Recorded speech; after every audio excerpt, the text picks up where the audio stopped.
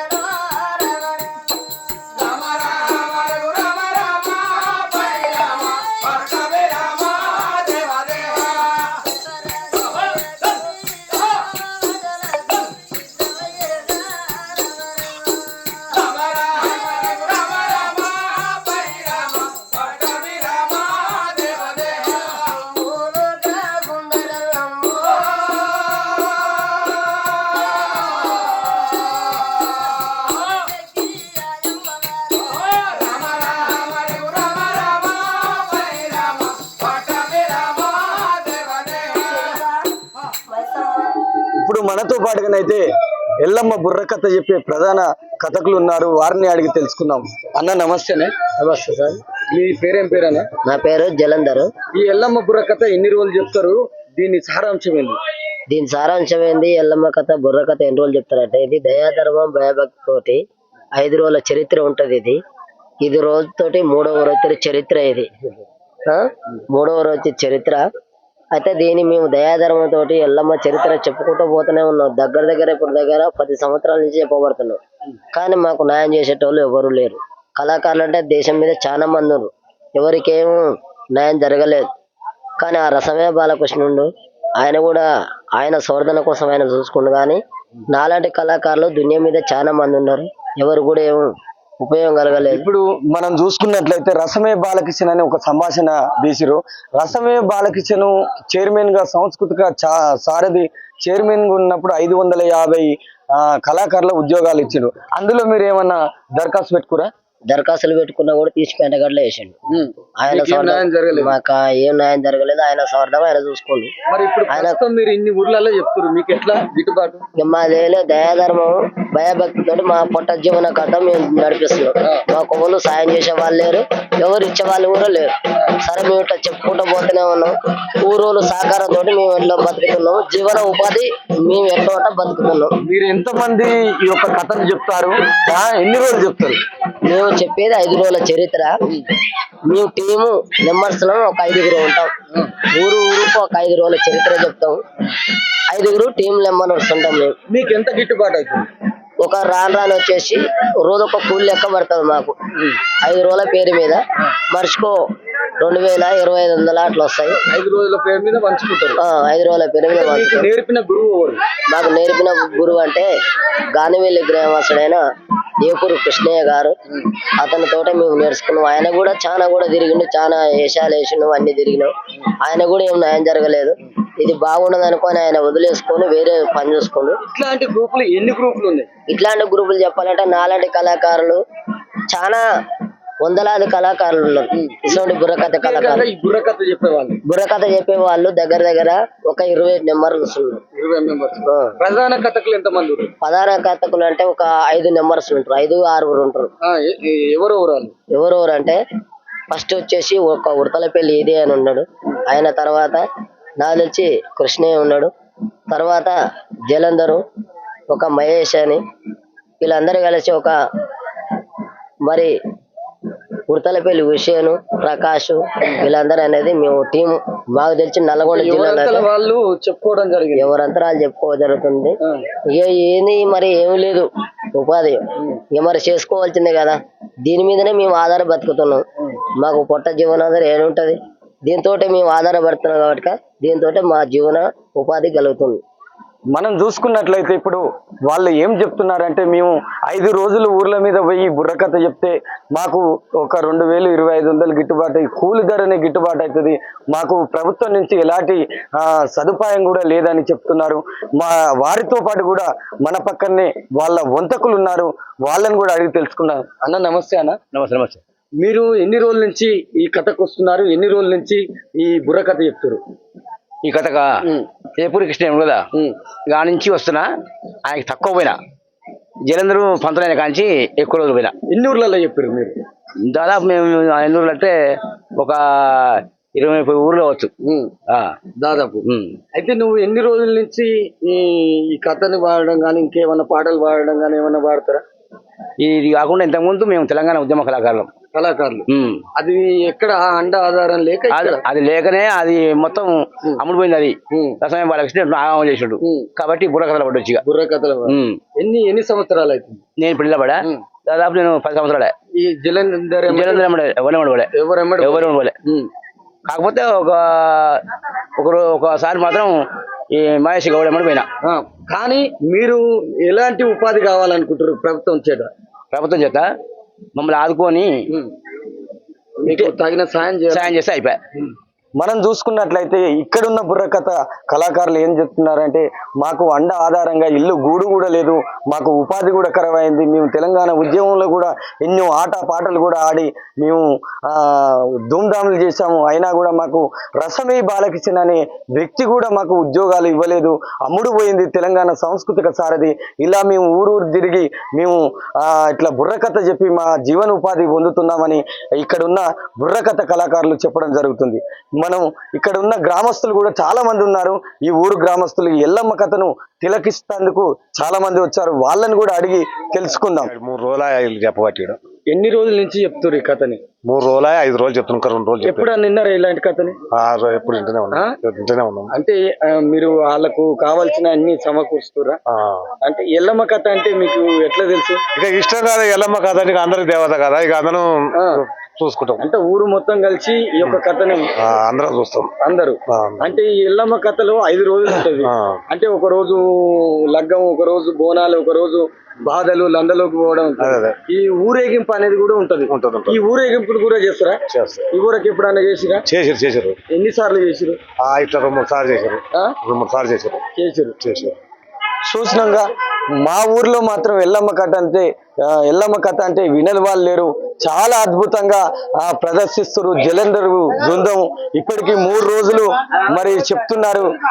ఈ యొక్క కథని మనం చూసుకున్నట్లయితే చాలా అద్భుతంగా చెప్తున్నారని మరి గ్రామస్తులు అయితే చెప్పడం జరుగుతుంది. వాళ్ళకు కూడా ఉపాధి కల్పించే ప్రయత్నం ప్రభుత్వం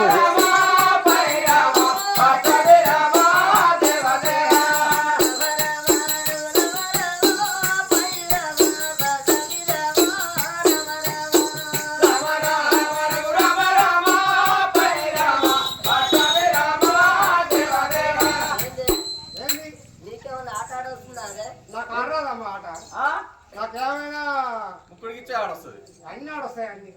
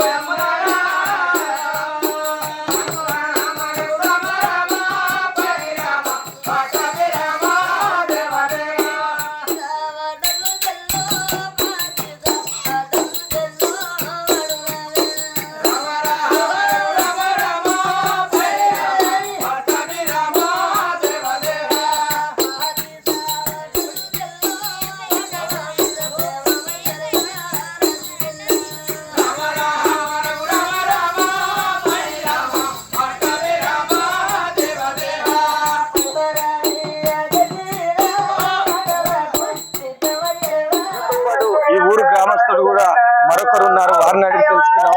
నమస్తేనే. మరి ఎన్ని రోజుల నుంచి చెప్తారు ఈ కథ సారాంశం ఏమన్నా అర్థమైంది మీకు?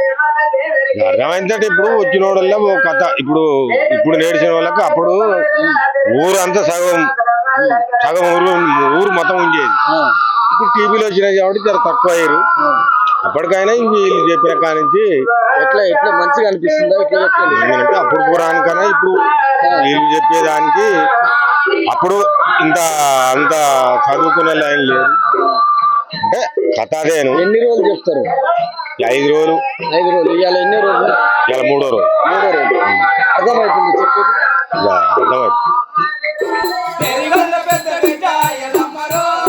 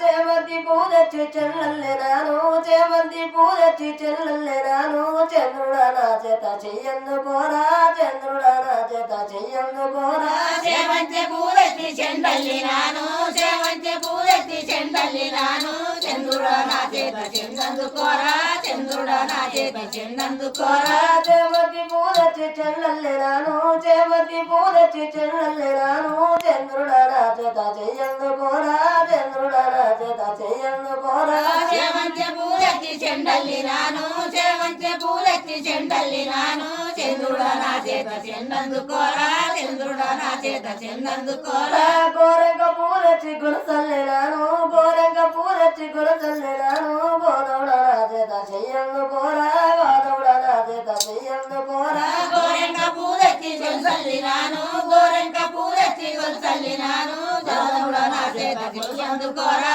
గోదవుడ నా చేత చెయ్యందుకోరా నలుగు కూరవయ్యన ప్రేరణ నలుగు కూరవయ్యన ప్రేరణ ఎగ్రంగరవయ్య వేణుగోపాల ఎగ్రంగరవయ్య వేణుగోపాల నలుగు కూరావయ్య నాగ ప్రమాల నలుగు కూరావయ్య నాగ ప్రమాల ఎగ్రంగరావయ్య ఏలు గోపాల ఎగ్రంగరావయ్య ఏలు గోపాల